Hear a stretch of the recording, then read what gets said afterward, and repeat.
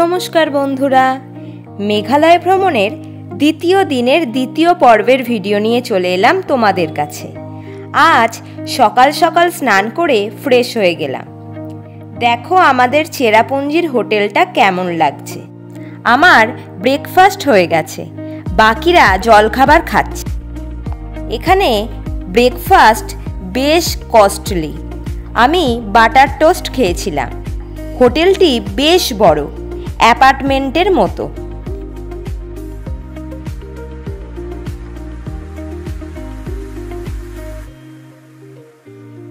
দেখো বাথরুমও বেশ ভালো, পরিষ্কার পরিচ্ছন্ন। গিজারও ভালো মতো কাজ করেছে। অ্যাকোমোডেশন ঠিকই আছে।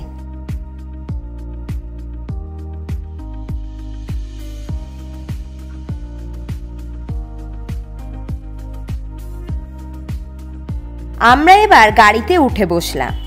গাড়ি চলা শুরু করলো। আজ আমরা বেশ কিছু স্পট দেখব। এই এরিয়াতে অনেক হোটেল, অ্যাপার্টমেন্ট, গেস্ট হাউস হয়েছে।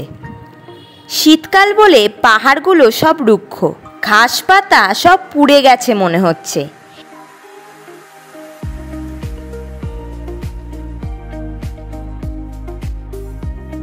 বেশ সুন্দর সুন্দর হোটেল রয়েছে এখন চেরাপুঞ্জিতে।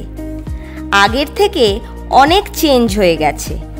এত হোটেল তো চেরাপুঞ্জিতে আগে ছিলই না।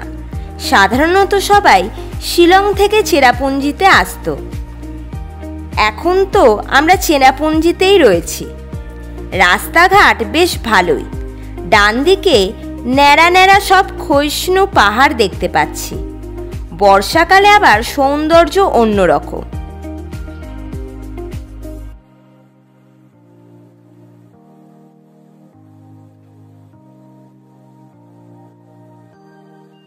ডান দিকে একটি চার্চ দেখতে পাচ্ছি।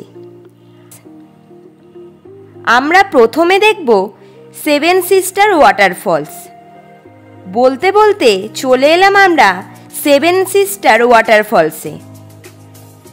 রাস্তার ওপারেই পাহাড় শ্রেণী রয়েছে। পাশে রয়েছে ওয়াচ টাওয়ার। সামনের পাহাড় শ্রেণী থেকে 7টি জলধারা নেমে আসছে। এখন শীতকাল বলে জল শুধুমাত্র একটি ধারাই মোটামুটি দেখতে পেলাম। মাওসামাই ওয়াটারফলসও একে বলা হয়। উত্তর পূর্বের 7টি রাজ্যের জন্য এর নামকরণ সেভেন সিস্টার ওয়াটারফলস।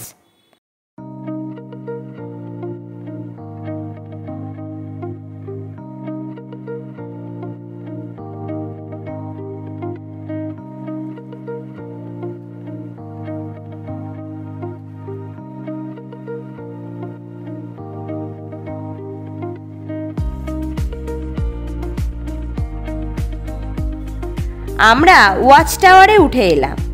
সামনে থেকে আরও ভালো দেখতে পাচ্ছি। বর্ষাকালে জলের ধারাগুলি আরও ভালোভাবে বোঝা যায়। এই ওয়াটারফলস হলো ভারতবর্ষের উচ্চতম ওয়াটারফলসগুলির মধ্যে একটি। আগেরবার এসে আমি আরও ভালো জলের ধারা দেখেছিলাম। সবাই ওয়াচ টাওয়ার থেকে ভালো ছবি তোলার চেষ্টা করছে। আমিও কিছু ভালো ভালো ছবি তুলে নিলাম। আর যা তুলতে পারলাম না তা চোখের মণিকোঠায় ধরে নিলাম। বেশ ভালোই লাগলো প্রথম স্পট আজকের। বর্ষাকালে আসলে এই ওয়াটারফলসের সৌন্দর্য অন্যরকম। আবার তখন জলের ধারাগুলি সুস্পষ্টভাবে দেখা যায়। আমরা গাড়িতে উঠে বসলে গাড়ি ছেড়ে দিল। আমরা সবাই বেশ এনজয় করছি এই ট্রিপটা। আকাশ পুরো চকচকে নীল, একটুও মেঘের দেখা নেই। ভালোই বলা যায় একদিকে।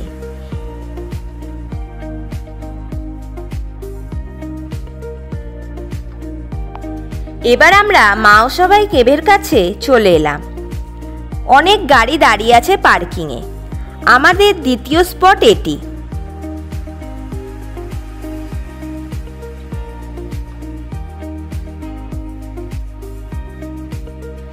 আমরা নেমে পড়লাম গাড়ি থেকে।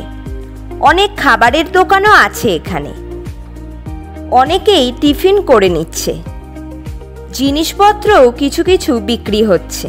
বেশ ভালোই টুরিস্ট এসেছে এখন। প্রচুর ফলও বিক্রি হচ্ছে। আর বড় আকৃতির দারচিনি পাওয়া যাচ্ছে, যা এখানের লোকাল প্রোডাক্ট। বাড়ি নিয়ে যাওয়ার জন্য অনেক জিনিসই বিক্রি হচ্ছে দেখলাম।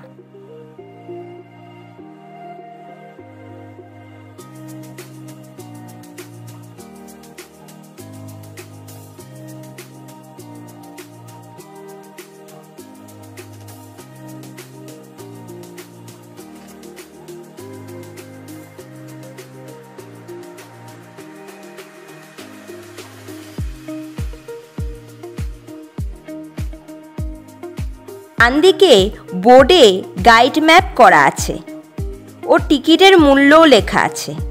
আমরা জনপ্রতি 30 টাকা করে টিকিট কেটে নিলাম। বাচ্চাদের জন্য 10 টাকা।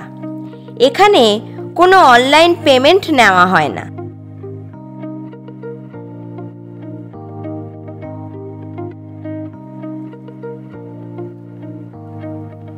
আমরা পথ ধরে এগিয়ে চললাম গুহার দিকে। আগেরবার এই গুহায় এসেছিলাম আমি, তখন কিছুটা ছোট ছিলাম।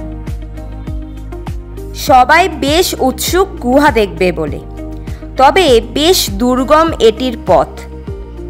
দেখা যাক এবারের এক্সপিরিয়েন্স কেমন হয় আমাদের। চারিদিকে গাছপালা প্রচুর।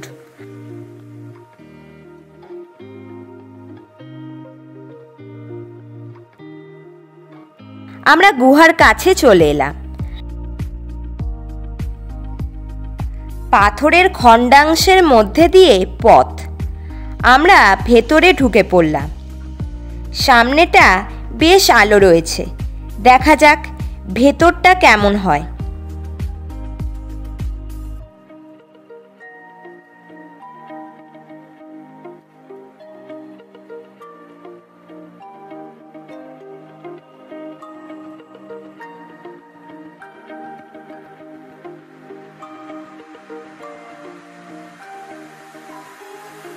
আস্তে আস্তে সবাই পাথর টপকে এগিয়ে চলেছি। ভালো জুতো পরে আসা আবশ্যক এখানে। বিভিন্ন আকৃতির পাথরগুলি। বর্ষাকালে এখানে ভেতর দিয়ে জল চুইয়ে পড়ে, যার জন্য ক্ষয়ীভূত হয়ে পাথরগুলি এরকম আকৃতি হয়েছে। এখন জল নেই, শ্যাওলা বা পিচ্ছিলতা নেই। এটা ভালো লাগলো। এই গুহার জন্য তোমাদের 45 মিনিট বরাদ্দ করে রাখতে হবে। দুটি ফেস আছে এই গুহার। এটা ফার্স্ট ফেসে আছি আমরা। কিছু কিছু জায়গায় ভালোই বেগ দিচ্ছে। জয়ন্তিয়া হিলসে এই মাওসামাই গুহা অবস্থিত। তোমরা যদি অ্যাডভেঞ্চার প্রিয় হও তাহলে এই গুহা আদর্শ তোমাদের জন্য। গুহায় আলোর ব্যবস্থা ভালোই করা আছে। এখানে জীবাশ্মও আছে। এই গুহার মাত্র 150 মিটার ট্যুরিস্টদের জন্য বরাদ্দ আছে। সেটুকু অংশেই ঘুরতে পারবো। কিছু কিছু পথ সত্যি খুব সংকীর্ণ। যারা বিশালদেহী বা প্রেশার হাই তাদের সমস্যা হবে। সেই হিসেবে তোমরা প্ল্যানিং করবে। সকাল 9টায় এই গুহাপথ ওপেন হয়ে যায়। ব্রিটিশ সময়কাল থেকে মেঘালয়ে গুহা আবিষ্কার শুরু হয়। অসংখ্য গুহা রয়েছে সমগ্র মেঘালয় জুড়ে। তার মধ্যে উল্লেখযোগ্য হলো এই মাওসামাই কেভ। পর্যটকদের মধ্যে এখানে আসবার প্রবণতা বেশি।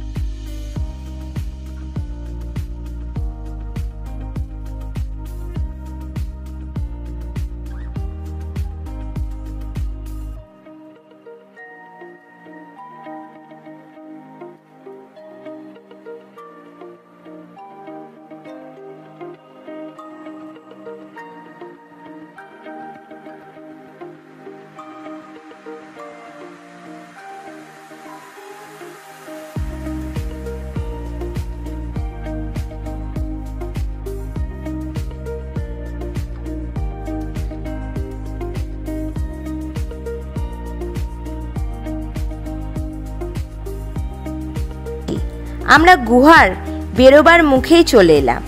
ভালোই এক্সপিরিয়েন্স হলো সবার। আমরা সবাই এবার গুহা থেকে বেরিয়ে এলাম।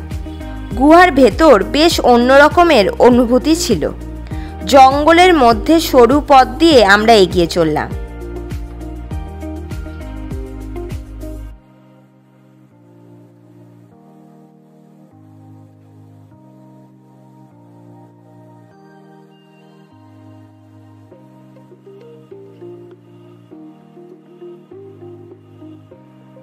পার্কিংয়ের সামনেই চলে এলাম আমরা।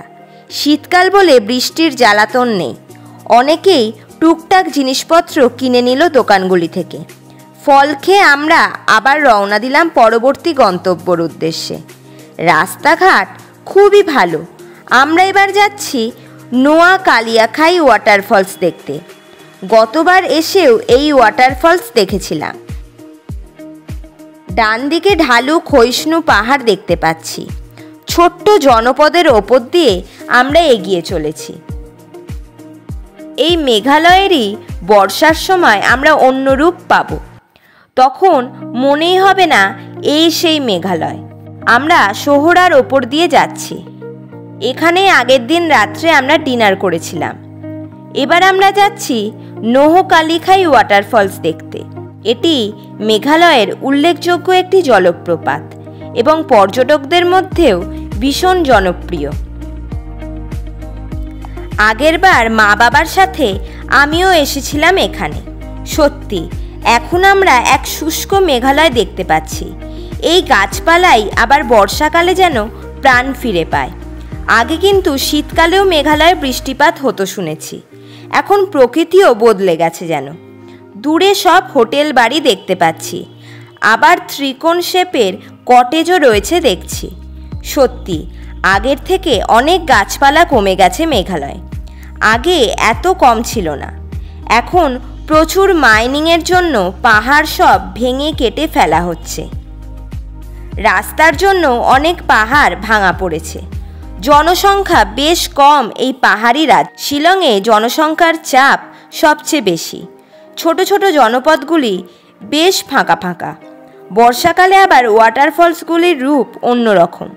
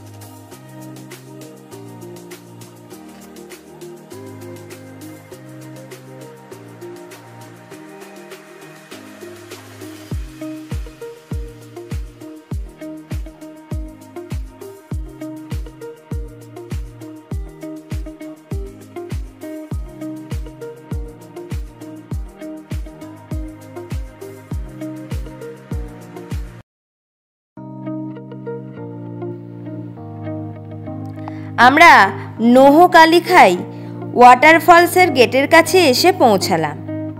এখানে সব টিকিট কেটে নিতে হবে। গাড়ির পার্কিংয়ের টাকা দিতে হবে।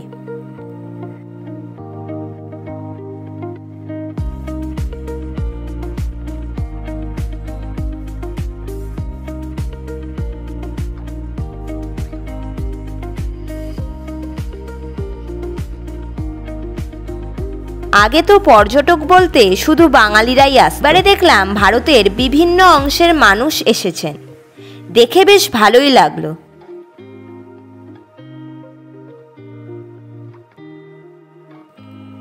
এবার আমরা জলপ্রপাতের কাছে চলে এসেছি। দূরে ব্যারিকেড দেখতে পাচ্ছি, দূরে সবুজ পাহাড় শ্রেণী দেখা যাচ্ছে। গাড়ি দাঁড়ালে আমাদের নামতে হবে। তোমরা দেখে নাও আমাদের টিকিটটা। গাড়ি দাঁড়াতে আমরা নেমে পড়লাম। খাবারের রেস্টুরেন্ট থেকে শুরু করে কেনাকাটার দোকান সবই আছে।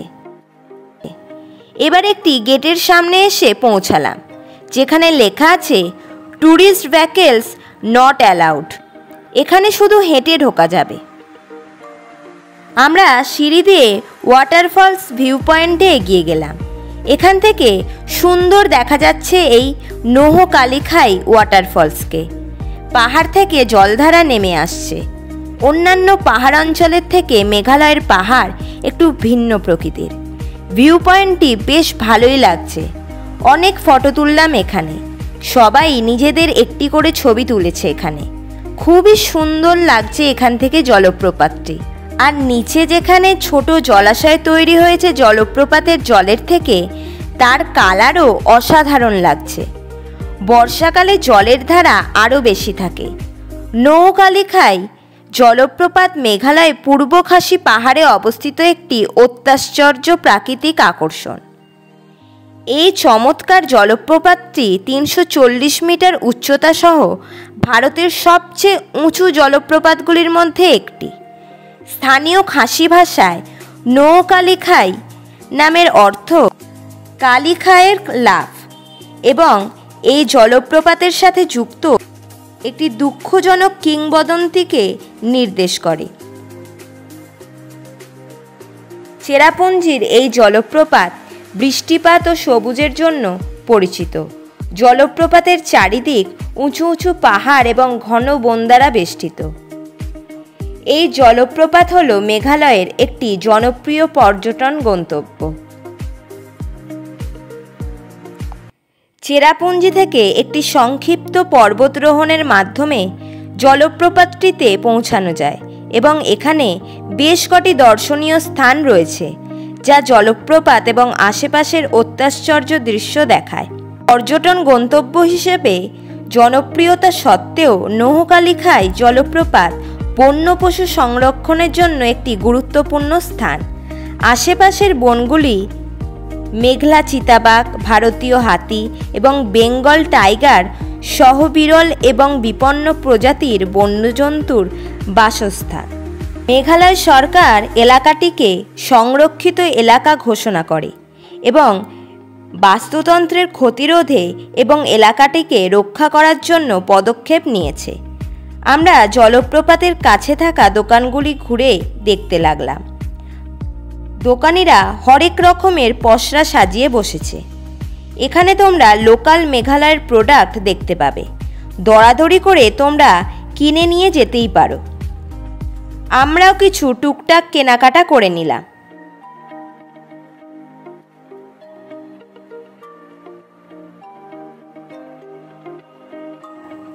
টুকটাক খেয়ে আমরা আবার গাড়িতে চেপে বসলাম। গাড়ি ছেড়ে দিল। দুপাশে মেঘালয়ের প্রকৃতি দেখতে দেখতে আমরা এগিয়ে চলেছি। বেশ ভালোই লাগছে আমাদের।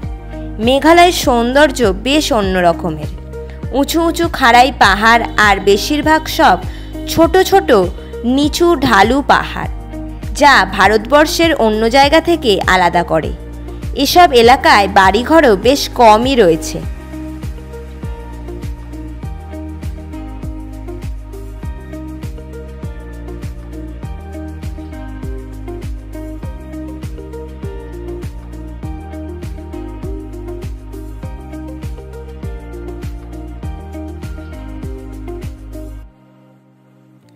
এবারে আমরা আরোয়া কেভে এসে পৌঁছালাম। পুরো লাল মাটির সামনেটায় রয়েছে। অনেক গাড়ি পার্কিংয়ে দাঁড়িয়ে রয়েছে। এখানে আমরা আগে আসিনি। তখন অবশ্য পপুলারও ছিল না। সামনে সবুজ ঘেরা উচ্চ পাহাড় শ্রেণী দেখতে পাচ্ছি। এখানে বৃষ্টিপাত বেশ ভালোই হয়। আমরা গুহায় যাবার পথ ধরলাম।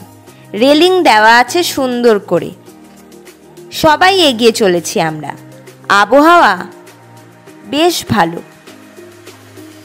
মেঘালয়ের সবচেয়ে বিখ্যাত গুহাগুলির মধ্যে একটি হলো এই গুহা, এবং নিয়মিত দর্শনার্থীদের জন্য এটি বেশ সহজলভ্য। এই গুহা তার জীবাশ্মের জন্য বিখ্যাত, যা তোমরা গুহার ভেতরে বিশেষ করে শেষ ভাগে দেখতে পাবে। গুহার চুনাপাথরের দেয়ালে আপনি ক্রাস্টোসিয়ান খোলস এবং মাছের হাড়ের জীবাশ্ম দেখতে পাবেন।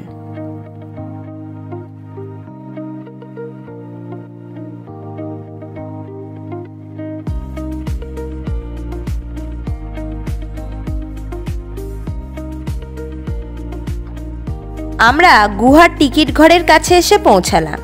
অ্যাডাল্টদের জন্য টিকিট মূল্য 50 টাকা আর বাচ্চাদের জন্য 10 টাকা করে। আর এখানে কোনো সিনেমার শুটিং করতে হলে 10,000 টাকা এবং কোনো ডকুমেন্টারি বানালে 5,000 টাকা লাগবে। আমরা এগিয়ে চললাম পথ ধরে। রাস্তার ধারে মোটা কাঠের গুঁড়ি দিয়ে রেলিং দেওয়া আছে। ইট বিছানো পথ দিয়ে আমরা এগিয়ে চলেছি। বেশ পরিষ্কার পরিচ্ছন্ন। ছোট একটা ট্রেকিংয়ের রুট এটি। খানিকটা পথ যেতে হবে গুহায় পৌঁছতে হলে। আরোয়া গুহাগুলি একটি আশ্চর্যজনক আবিষ্কার। এটি তুলনামূলক নতুন পর্যটনের জন্য এখনও উন্নয়নাধীন এই অর্থে, কিন্তু এর জীবাশ্ম লক্ষ লক্ষ বছরের পুরনো। গুহাটি অনুসন্ধান করতে 15 থেকে 20 মিনিট সময় লাগে। এই গুহার অবস্থানটি একটি সুন্দর জায়গায়। পার্কিং থেকে 15 থেকে 20 মিনিটের হাঁটা পথ। কয়েকটা সিঁড়ি, খুব একটা কঠিন নয়। দেখা যাক কেমন লাগে আমাদের কতটা সময় লাগবে এবার বোঝা যাবে। অনেক গাছপালাও রয়েছে রাস্তার দুপাশে। জীববৈচিত্র্যের জন্য গুরুত্বপূর্ণ এই স্থান, এবং জিওলজিস্টরা টেস্ট করে দেখেছেন এই গুহা প্রাগৈতিহাসিক যুগের। এরকম অনেক গুহারই সন্ধান পাওয়া গেছে কম বেশি মেঘালয়ে। এখনও অনেক আবিষ্কার হয়ে চলেছে।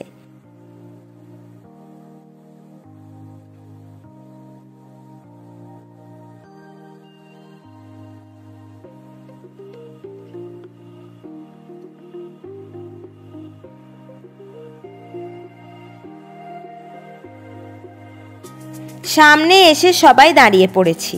এখানে ভালো ফটোশ্যুট হচ্ছে। সামনেই জঙ্গল ঘেরা সুউচ্চ পাহাড় দেখা যাচ্ছে।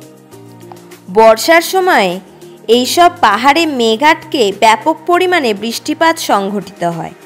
আবার আমরা সবাই চলতে শুরু করলাম। সামনে সোজা ঢালুর পর আবার সিঁড়ি পথ রয়েছে। পাহাড়ের ধার বরাবর এই রাস্তা তৈরি করা হয়েছে। দেখে তো খুব বেশি পুরনো মনে হচ্ছে না।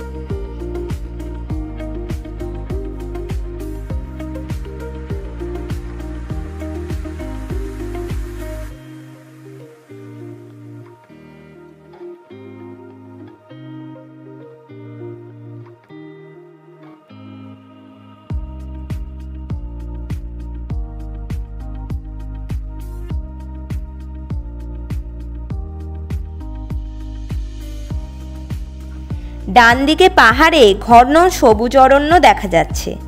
দৃশ্য খুবই মনোরম এখানে। বর্ষাকালে তো মেঘালয়ে সবই সবুজ দেখায়।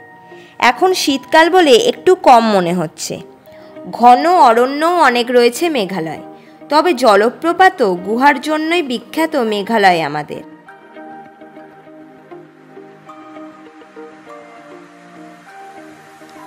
আমরা আরোয়া গুহার মুখে চলে এলাম। এবার সামনে জিওলজিক্যাল সার্ভে অফ ইন্ডিয়ার বোর্ড লাগানো আছে। বাম দিকে যেতে হবে। সামনেই কোণাকার বড় গুহামুখ দিয়ে ভেতরে ঢুকলাম। ভেতরটা সামনে অনেকটা চওড়া দেখছি, আর আলোও রয়েছে। মাওসময় গুহার থেকে অন্যরকম যে বোঝাই যাচ্ছে। তুলনামূলক ভেতরটা অনেক চওড়া দেখছি। কিছু জায়গা কঠিন, তবে খুব বেশি নয়। জিওলজিস্টদের কাছে তো খুবই গুরুত্বপূর্ণ এই গুহা। অনেক পরীক্ষা নিরীক্ষা হয়েছে এই গুহাতে, আর এখনও হচ্ছে। আমরা এগিয়ে চললাম আরও সামনের দিকে। এখানে মাথা সামান্য নিচু করেই যেতে হচ্ছে। নিচে জলও রয়েছে দেখছি। কোনো জলের ধারা নিশ্চয়ই রয়েছে এখানে। এবার সামনে পাথর থাকাতে রাস্তা বেশ সংকীর্ণ দেখছি। পাথরের পাশ দিয়ে এগিয়ে চললাম। অনেকেই গুহা থেকে ফিরে আসছে। জুতো ঠিকঠাক পরে না আসলে পিছল হতে পারে এখানে। বড় বড় পাথরের পাশ দিয়ে এগিয়ে চলেছি আমরা। আলোর ব্যবস্থা বেশ ভালোই রয়েছে দেখছি, তাই তেমন অসুবিধা হচ্ছে না কারোরই। জল পড়ে শ্যাওলাও হয়েছে।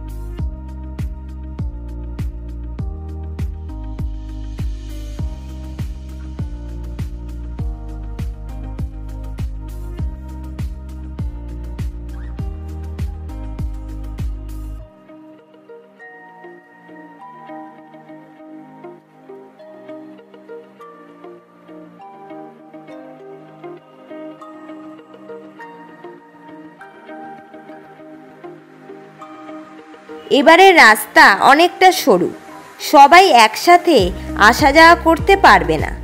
সাবধানে এগিয়ে চললাম আমরা সবাই।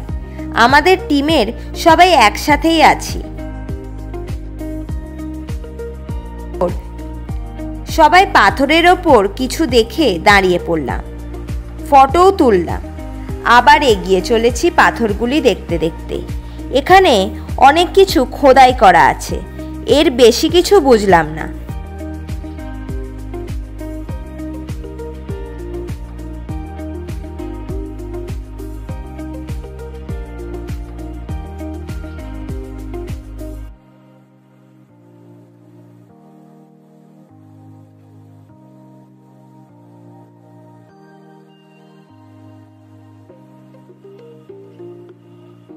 এবার আমরা চওড়া একটা জায়গা দিয়ে এগোতে থাকলাম। পাথরের দেয়ালগুলি বেশ এবড়ো খেবড়ো। আলো আঁধারের মধ্যে দিয়ে আমরা এগিয়ে চলেছি। বর্ষাকালে শুনলাম এখানে প্রচুর জল থাকে। সেই হিসেবে গুহা এক্সপেডিশনের জন্য শীতকাল অবশ্যই ভালো ট্যুরিস্টদের জন্য। সবাই আলো মেরে মেরে দেয়াল দেখছে।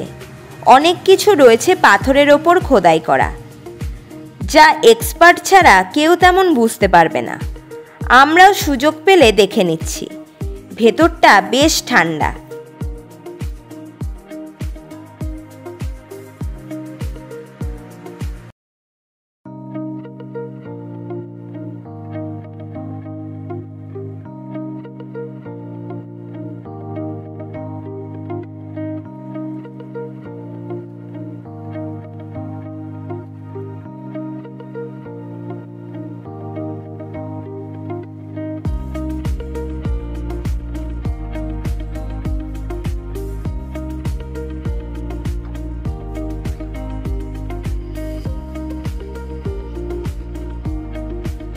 এবার আমরা সিঁড়ির কাছে চলে এলাম। মনে হচ্ছে গুহা মুখে চলে এসেছি। হ্যাঁ ঠিকই, এবার আমরা বেরিয়ে পড়ব। সামনেই সূর্যের আলো দেখতে পাচ্ছি। বাইরে বেরিয়ে বোর্ডে দেখলাম ভেতরের গুরুত্বপূর্ণ প্রতিকৃতি ও অঙ্কনের ছবি দেওয়া আছে।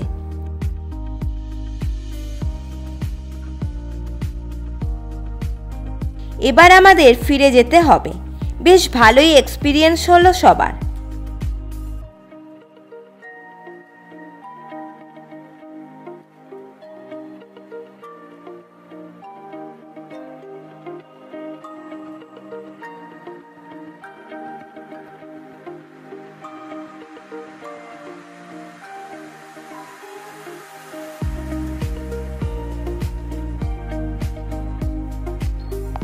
পাথর বিছানো পথ দিয়ে এগিয়ে চললাম আমরা।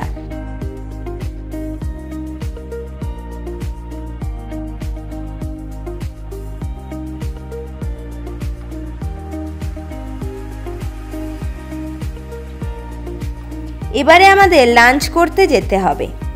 বাইরে বেরিয়ে রেস্টুরেন্টের সামনে এলাম। এখান থেকে সামনে পাহাড়ের ভিউ বেশ ভালোই লাগছে। আকাশ চকচকে নীল, প্রচুর গাড়ি পার্কিংয়ে দাঁড়িয়ে আছে। পরিবারের সবাই মিলে এই গুহায় আসলে তেমন কোনো সমস্যা হবে না। আজকে এটাই শেষ স্পট ছিল আমাদের। এবার লাঞ্চ করে ফিরতে হবে হোটেলে। সবারই খিদে পেয়ে গেছে।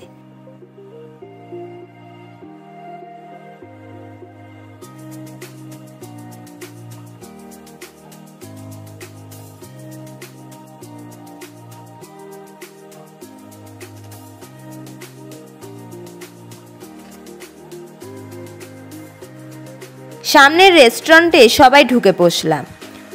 যে পরিমাণ পর্যটক রয়েছে এখানে, আরও রেস্টুরেন্ট দরকার। আমরা অর্ডার দিয়ে দিলাম, কারণ বেশ সময় লাগছে। দেখো আমাদের মিল চলে এসেছে।